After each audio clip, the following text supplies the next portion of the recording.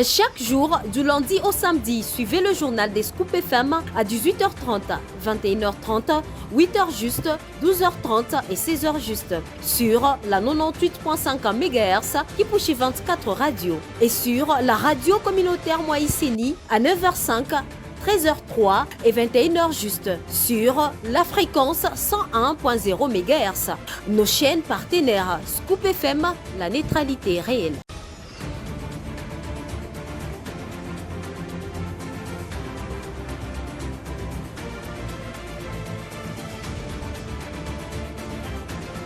Merci d'avoir choisi Scoop FM pour cette nouvelle session du journal qui s'ouvre déjà par cette actualité. Le professeur chef des travaux et assistant de l'Institut supérieur pédagogique de Lubumbashi déclenche un mouvement de grève sèche, une première dans la région du Katanga. Ce mouvement de grève est déclenché, lancé ce jeudi, qui ira jusqu'à ce que le gouvernement va répondre aux revendications suivantes. Après Kinshasa, la capitale, les professeurs, chefs de travaux et assistants de l'ISP Lubumbashi viennent aussi de déclencher un mouvement de grève sèche. Une toute première dans la région du Katanga. Face à un gouvernement qui ne réagit que devant les menaces, il faut une telle attitude, selon eux. Depuis Bibois 2, Bibois 1, en 2022, les engagements jusqu'à aujourd'hui ne sont pas encore honorés par notre partenaire qui est le gouvernement. Sur l'échelle des valeurs, les hommes des sciences, militaires, médecins et fonctionnaires de l'État ne valent rien aux yeux des députés nationaux et même provinciaux en termes de revenus mensuels et tout autre avantage lié à leur métier combien noble. Ils vivent de la corruption. Ils ne tiennent même pas compte du salaire de l'État. Dans l'ensemble, ils revendiquent gain de cause. Au cours de cette assemblée générale, tous à l'unanimité ont opté pour une grève sèche qui ira jusqu'à ce que le gouvernement répondra à leurs revendications malgré insignifiantes. Jean-Paul Kifungo est vice-président de l'association des professeurs ISP Lubumbashi. Nous, membres des corps académiques, scientifiques, administratifs, techniques et ouvriers, représentant le banc syndical de l'Institut supérieur pédagogique de Lubumbashi, considérant le mouvement de grève du banc syndical de l'enseignement supérieur et universitaire et de la recherche scientifique, déclenché depuis le 9 décembre 2024, considérant le mot d'ordre lancé par le banc syndical auquel le personnel de l'ISP Lubumbashi appartient de droit, constatant que l'ensemble des revendications reprises dans les accords de Bibois 1 et 2 n'ont pas été respectées par le gouvernement qui est notre partenaire. Vu l'urgence et la nécessité, déclenchons à dater de ce jour une grève générale et sèche pour une durée indéterminée et restons ouverts à tout dialogue au travers de notre hiérarchie syndicale. Fait à Lubumbashi le 12 décembre 2024. Le banc syndical de l'ISP Lubumbashi. Poursuivons cette session du journal. Au cours de la séance plénière à l'Assemblée nationale, l'honorable Donatien Mouloko, élu de la circonscription électorale de Lubumbashi, a dans sa motion d'information parlé de l'insécurité au devenir récurrente à travers la ville de Lubumbashi. Suivez l'honorable Donatien Mouloko dans cet élément. Honorable président de l'Assemblée nationale, honorable membre du bureau, honorable député, chers collègues, j'interviens par motion d'information suite à la situation d'insécurité qui prévaut dans la province du Haut-Katanga, précisément à Lubumbashi et ses environs. Chers collègues, je tiens à informer la représentation nationale sur la situation de sécurité qui prévaut dans la province du Haut-Katanga, dans la ville de Lubumbashi et ses environs, laquelle situation prend de plus en plus une dimension inquiétante. Honorable Président, la ville de Lubumbashi a enregistré au cours des mois passés des dizaines de morts suite aux attaques de personnes non notamment identifiées et des bandits armés qui ont fait éruption dans plusieurs quartiers de la ville. Aussi, ces assaillants ou ennemis de la paix ont systématiquement pillé de paisibles citoyens en emportant argent et autres biens de valeur.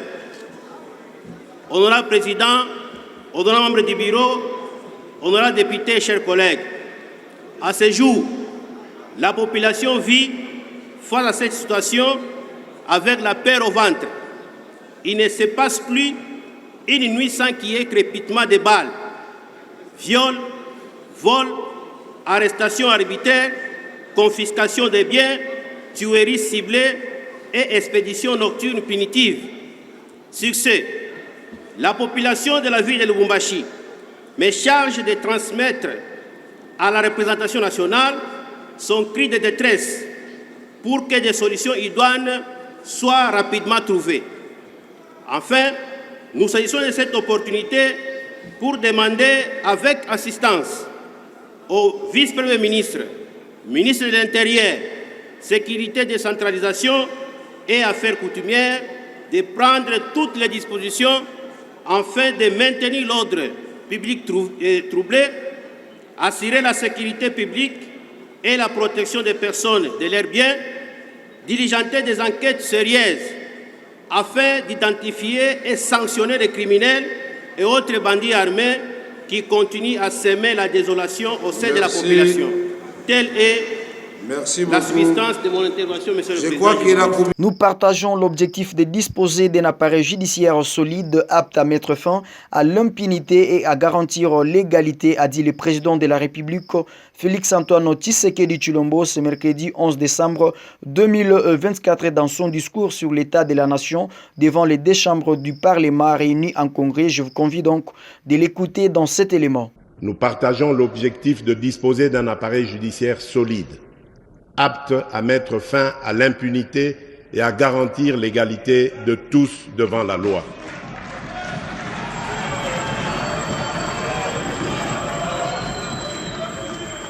Conscient des défis qui freinent encore le bon fonctionnement du système judiciaire, nous avons engagé des actions concrètes. Après le recrutement par voie de concours de 5000 nouveaux magistrats, civils et militaires, un premier contingent de 2500 a déjà été nommé, formé et déployé. Un processus est déjà entamé pour la prochaine vague. Face à l'ampleur des enjeux et dans le but de fédérer tous les acteurs autour de notre quête d'un véritable état de droit, nous avons soutenu la réorganisation des états généraux de la justice. Les recommandations qui en sont issues guideront des réformes structurelles profondes comme l'amélioration des conditions de travail et de la gestion du personnel judiciaire, la construction d'infrastructures juridiques et pénitentiaires respectueuses des droits humains, le renforcement de la discipline au sein de la magistrature et l'intensification de la lutte contre l'impunité. Honorable Président de l'Assemblée nationale, honorable Président du Sénat, honorables députés nationaux et sénateurs, distingués invités, Mesdames et Messieurs, mes très chers compatriotes, face aux défis sécuritaires persistants, la diplomatie joue un rôle crucial en mobilisant le soutien international. Toujours sur ce même chapitre, s'adressant à la nation, ce mercredi 11 décembre 2024, dans son allocution, le président de la République démocratique du Congo, Félix-Antoine Tshisekedi Tshilombo, s'est montré déterminé à promouvoir le secteur agricole afin de diversifier l'économie du pays. Pour la première fois, à travers la loi des finances 2025, que je vais promulguer dans quelques jours, les crédits alloués à l'agriculture sont accrus, bien évidemment, et maintenus au-dessus des 11% du budget national, bien au-delà de l'objectif fixé dans le cadre des accords de Maputo, a déclaré le chef de l'État Félix-Antoine Tshisekedi Tshilombo, que je vous convie de suivre dans cet élément. Dans cette dynamique de redressement et de développement agricole, des initiatives concrètes et prometteuses sont en cours. Ces efforts s'appuient également sur des expériences réussies, telles que celles menées par le service national à Kanyamakasese, dans la province du Haut-Lomami, qui illustrent le potentiel d'une approche intégrée et collaborative pour renforcer la production agricole nationale. Lors de ma récente visite à Kanyama-Kasese, j'ai pu mesurer l'ampleur des progrès réalisés. Sur ce site, près de 5000 hectares de maïs ont été emblavés durant la campagne agricole en cours et seront récoltés dès le début de 2025. Avec un rendement prévu de 5 tonnes par hectare, c'est environ 25 000 tonnes de maïs qui s'ajouteront aux 2500 tonnes déjà entreposées. De plus,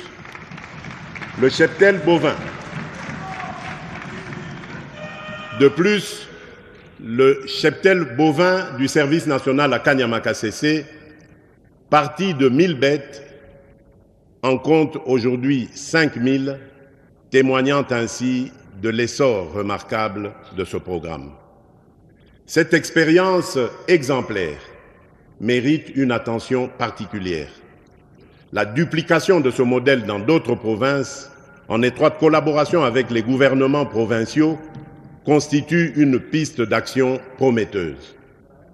Elle repose sur la valorisation des talents de nos compatriotes, autrefois marginalisés, mais aujourd'hui transformés en véritables bâtisseurs de la nation. Cette démarche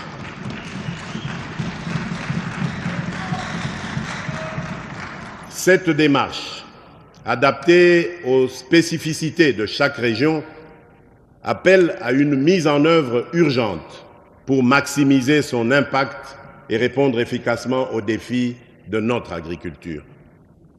Dans cette même perspective, le gouvernement, avec le concours de mon cabinet, s'est engagé à amorcer la mise en œuvre de l'initiative de développement des agropoles à travers les 145 territoires du pays, ainsi que la promotion des parcs agro-industriels.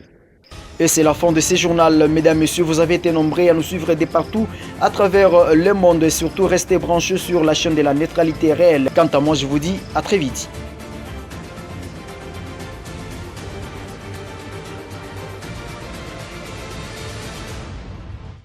Chaque jour, du lundi au samedi, suivez le journal des Scoop FM à 18h30, 21h30, 8h juste, 12h30 et 16h juste sur la 98.5 MHz qui pousse 24 radios et sur la radio communautaire Moïseni à 9h05, 13h03 et 21h juste sur la fréquence 101.0 MHz. Nos chaînes partenaires Scoop FM, la neutralité réelle.